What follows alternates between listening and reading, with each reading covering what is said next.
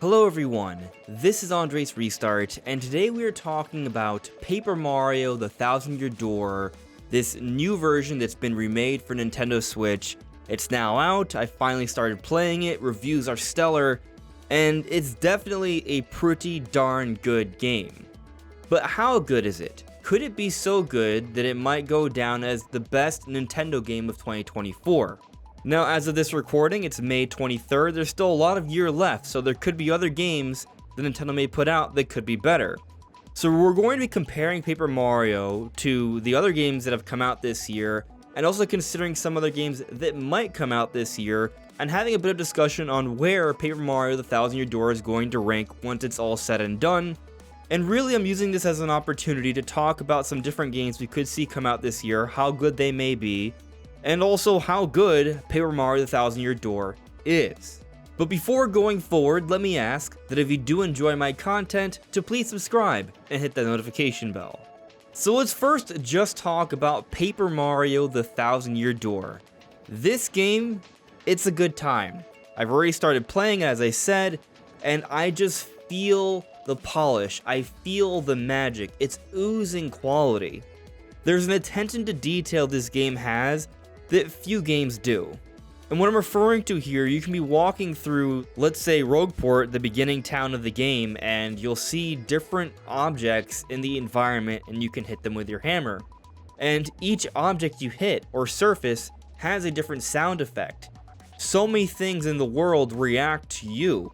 And so there's an attention to detail here you don't see in a lot of games. It helps it to feel more like a living, breathing world. It has character and personality. And it goes beyond just a level of interaction, but yes, the characters. I already feel the difference now playing this version of Paper Mario. There's been a lot of conversation about the Paper Mario series and how it's lost a lot of its personality with some of the more recent entries, and that's why so many are excited that Nintendo is revisiting Thousand Year Door, because Thousand Year Door brought so much creativity to the world of Super Mario, including all these different variants of Mario characters. You have different versions of Bob-ombs and Goombas that aren't just rehashes of each other, but are their own unique characters that have personalities that are fun and interesting. And the dialogue in this game is certainly colorful compared to other Paper Mario games, and I'm speaking metaphorically in case it's not very clear. But on the note of colors, let's talk about the visuals of this game. They are stellar. Yes, the game's running at 30 frames per second, but that hasn't been an issue for me. 30 FPS has been the standard for some of the more recent Paper Mario offerings, but the original Thousand Year Door on GameCube was running at 60, and so those who played that game have remarked how there's been a bit of a transition. But I will say that between the Professor tutorials and the Battle Master, they do a good job of explaining the action commands, and if you read specifically what it tells you to do, when you pay attention to that and you practice a little bit, it becomes pretty easy to land the action commands fairly quick. So I personally haven't had any issue with the 30 FPS. I think it's fine, it's flowing well, and the game just looks beautiful. Between the highly animated character models, the reflective surfaces, and just the many different forms of paper and cardboard we see throughout the world shown in this colorful way, it looks really good. Even the UI really stands out. I love what they're doing with these colors for A, B, X, and Y, the red, the blue, the yellow, the green. It's calling back to the Super Famicom days, and yes, we have our theories on how this might be tied to Nintendo Switch 2 in the future. It's possible the Thousand Year Door is being somewhat future-proofed here with this color button formatting that may be a thing for Switch 2. We don't know yet. There's also been some talk in a data mine on how apparently there's some code suggesting that there could have been 4K support. Maybe again this has something to do with future-proofing Thousand Year Door, but we do not know for certain. But the overall point is this game is awesome. And I'm not the only one that feels this way. The masses seem to feel this way. On Metacritic, the game is at an 88 right now. It was at an 89 for a little bit, but it went down when we got one mixed review where they were remarking upon there being absurd backtracking, which we have heard they've taken steps to improve the flow of the game, to tweak the backtracking a little bit so it's not as painstaking for some who are bothered by it. So there have been improvements there, but of course not everyone's going to agree.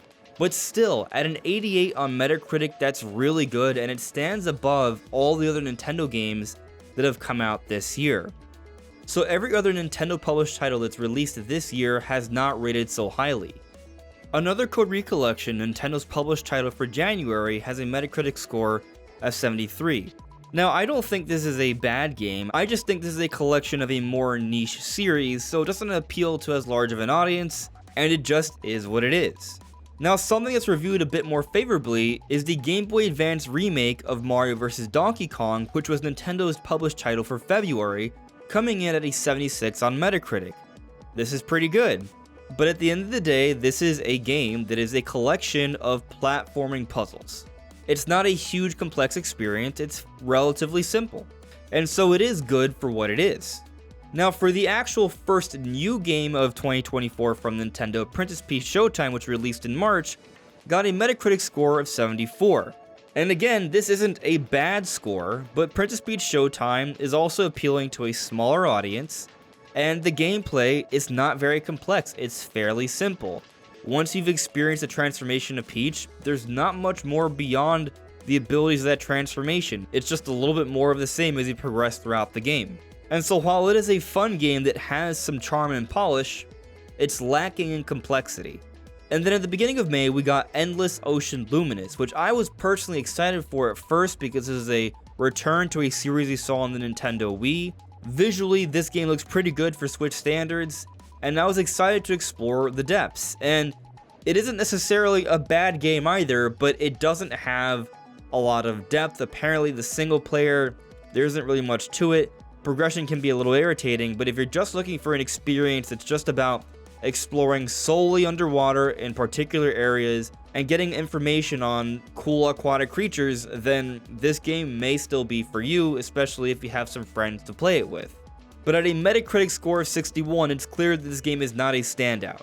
So Thousand Year Door at an 88 is clearly head and shoulders above all these other Nintendo games that have come out this year. And so far, from a critical acclaim perspective, Thousand Year Door is definitely a much bigger deal. And from what I have personally played and seen, I think it's definitely the best game so far.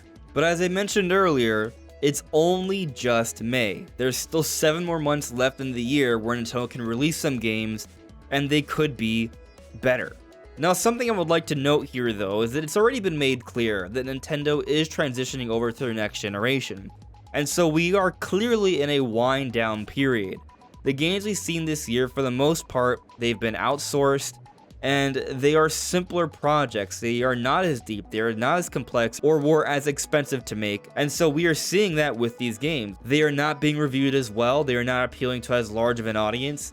These games, while there's definitely value in them, clearly they are games that were meant to sort of fill up the gaps as we progress to the next generation. And so with that in mind, a lot more games this year could fit that role. So for example, in July, we are getting the NES Super Nintendo World Championships Edition, and that's sure to be a fun game, but at the end of the day, it's a collection of remixed NES games. So I don't think that's going to be an experience that many will consider to be a bigger, better experience than this fairly ambitious remake of Paper Mario: The Thousand Year Door. But how about Luigi's Mansion 2 HD? This game is coming out next month, and the original release, Dark Moon on 3DS, was a pretty darn good game. It reviewed quite favorably, a Metacritic score of 86 at the time. And what's interesting about this is that when we go back to the original Metacritic score for Thousand Year Door on GameCube, it had a similar score, 87. The remake on Switch has managed to have a higher score by 1 point. Now, of course, these are reviews from different people, it's all subjective, but I would say for an older game to go up a point is pretty good. Oftentimes we find games have slightly lower scores. We go back to last year, Metroid Prime Remastered came out and it had a Metacritic score of 94. Very good. But the original release on GameCube had a Metascore of 97. And so Thousand Year Door coming at a higher score, I think really shows just how much work they put into this to make it feel like a proper modern game. They did a fantastic job. But with Luigi's Mansion 2 HD, it is getting some work done. Could this game end up reviewing quite favorably as well and be similar to the level of quality as Thousand Year Door? In terms of original releases, they are comparable from a Metascore perspective. But there are some things to take into account here. Of the 3 Luigi's Mansion games, the original, Dark Moon, and Luigi's Mansion 3, I think many would agree Dark Moon is the lesser of the 3. It's the least favored. It's still a good game, but 1 and 3 are held in higher regard. Meanwhile, with Thousand Year Door, it's considered by many to be the best Paper Mario game of the series. Going beyond that though, Luigi's Mansion 2 HD is clearly just a remaster, hence the title HD, hence what we've seen so far of the game. Thousand Year Door is being branded as a remake, hence why they don't refer to it as a definitive edition, a deluxe, or an HD. It's just Paper Mario: The Thousand Year Door again, and then we look at the vast visual changes, the quality of life updates, and even with some new content beyond that and some boss fights in the post-game, I think Thousand Year Door is going to go down as the more ambitious rework compared to Luigi's Mansion 2 HD. So while Luigi's Mansion 2 HD I think is going to be a good game, I'm gonna say probably not going to be considered as good as Thousand Year Door for most people. But what about the rest of the year? What about what happens beyond July? Those last 5 months of the year. We don't know what those games will be yet. There may be some games that Nintendo could announce in this upcoming June Direct that will go down as even better games than Thousand Year Door. But I would like to reiterate that we've seen plenty of evidence that this is very clearly a transition year, and that a lot of the games we're going to see this year aren't going to be big brand new Nintendo titles. Even going back to last year, we saw things like Prime Remastered, Tears of the Kingdom, Mario Wonder, Pikmin 4. All these games were huge efforts that stand quite far above all the other games that have come out this year so far, except for maybe Thousand Year Door Remake. This game is so good that I do think it's going to be considered as one of the better Switch games throughout the entire generation, and so I do think it has a pretty good chance to be considered the best Nintendo game of 2024. But of course, a lot of that will depend on how Nintendo handles the second half of the year, and oftentimes we do see Nintendo come out with even stronger releases for the second half of the year. You could make the argument that this first half has been pretty light, save for Thousand Year Door, so they may come out swinging with some really heavy hitters. So what could those be? Well, one game that I think could come out in the second half is Metroid Prime 4. And considering the history of the series, all Metroid Prime games, the main releases, have always been of high critical acclaim, Game of the Year candidate kind of games. So yeah, if Metroid Prime 4 comes out this year, especially with how long Nintendo's been working on this game for many, many years, and everything we've heard about this game with the hires and such and the pedigree, I definitely think Prime 4 could be a Game of the Year kind of game. And yeah, that would probably be held in higher regard than even Thousand Year Door for many people. But I'm not even sure Prime 4 is going to come out this year. I've been making the argument that it might be better saved for a Switch 2 generation. It would still be a Switch 1 game, but it would come out for both consoles sometime next year. In the meanwhile though, I do think we should be getting remasters of Metroid Prime 2 and 3. So then, what about Metroid Prime 2 and 3? Those games had higher Metascores back in the day than the original release and this current new release of Thousand Year Door. So would those games count? Maybe. I think it would kind of depend a little bit, because the rumor has been that they're not going to be significant remasters here. They might just basically be kind of like Pikmin 1 and 2 last year. So Pikmin 1 and 2 were bundled, you could get them at a discount together, and they were basically just the original Pikmin releases on GameCube, but they had the enhanced controls that were brought with the new Play Control series back on the Wii, but with adaptations for the Nintendo Switch upscaled into HD. There was no sort of significant reworking there. They were very basic remasters. And so they provide similar treatment to Metroid Prime 2 and 3, and they come out this year. Do we consider those games as being bigger, better games than Thousand Year Door Remake? Even though they technically have a higher original Metascore, and if they are simply provided again in a simple way, does that count? Well, like most of this discussion, it's subjective. It's up to you to decide if that would be a bigger deal release than Thousand Year Door Remake. Me personally, I'm going to say no though. I would say that if they're just going to be basic reworkings, you don't count it. But I also recognize that there's definitely a blurred line here. At what point do we count it, and at what point do we not count it? So we'll see on that. But what about some new releases? Could there be any other new releases outside of Metroid that could be held in higher regard? Well, we do have this rumor coming from Midori, who's considered to be very credible, and they said there's a codename project of Banquet, and they've also said that this project is being made by ND Cube.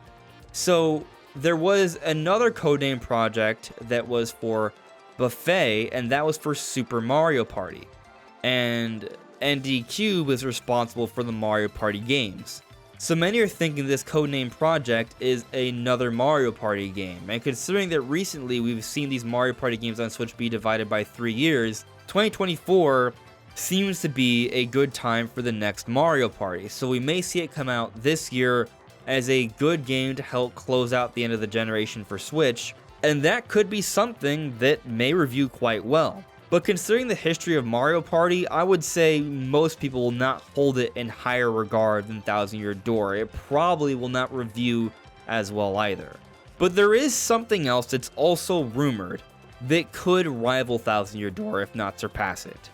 And that's something Zelda. Now, if it's remasters of Wind Waker Twilight Princess HD, it's a very similar conversation to what we had about Metroid Primes 2 and 3. But if it's something else, say maybe a new 2D Zelda game, or the rumored Zelda game that would be starring Princess Zelda, maybe some sort of spin-off.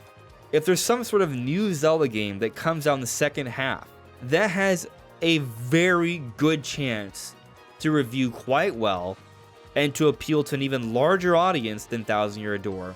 And that could be a game that would be held in higher regard than Thousand Year Door Remake.